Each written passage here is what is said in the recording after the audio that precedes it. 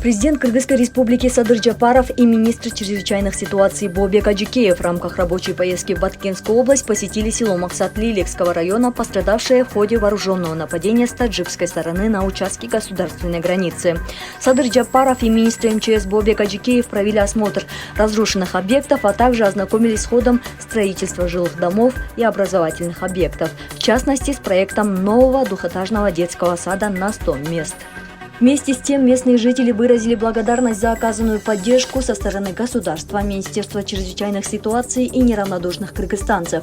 Напомним, что со стороны МЧС проведена очистка территории 136 домов и 32 передвижных домов.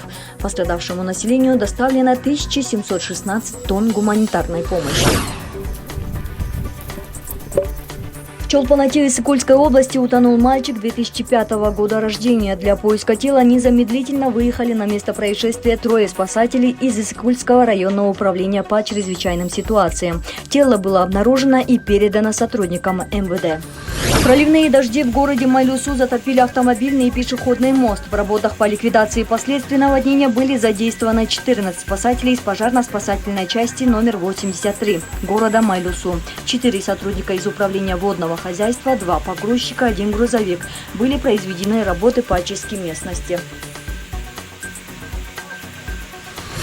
26 мая поступила информация о том, что горит сухотравье по адресу Гульдурмё Кадамджайского района. Для тушения пожара были привлечены сотрудники пожарно-спасательной части номер 76. В 11 часов пожар был локализован, в 11 часов 30 минут ликвидирован. В результате сгорело сухотравье площадью 37 соток. Причина пожара уточняется. В связи с увеличением количества машин и количества пожаров на дорогах сотрудники МЧС Узакского района и ГОБДД провели работу по разъяснению правил дорожного движения и пожарной безопасности, а также были переданы листовки с предупреждением.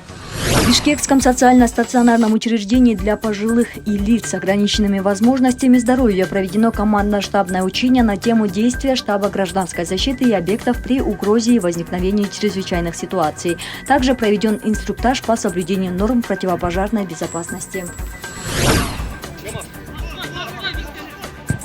Бишкекское управление Министерства чрезвычайных ситуаций проводит соревнования по мини-футболу среди личного состава. Мероприятие приурочено к 95-летию противопожарной службы, 30-летию МЧС Кыргызской республики и 20-летию службы спасения. Цель мероприятия – привлечение личного состава к регулярным занятиям, выявление лучших спортсменов и комплектование сборной команды. В чемпионате принимают участие команды управления МЧС Бишкека, в частности, сотрудники противопожарной и спасательной службы. Команды, занявшие призовые места, награждаются денежными премиями и дипломами. По итогам соревнования награждается лучший игрок среди участников команд. Стоит отметить, что вчера прошли соревнования по волейболу.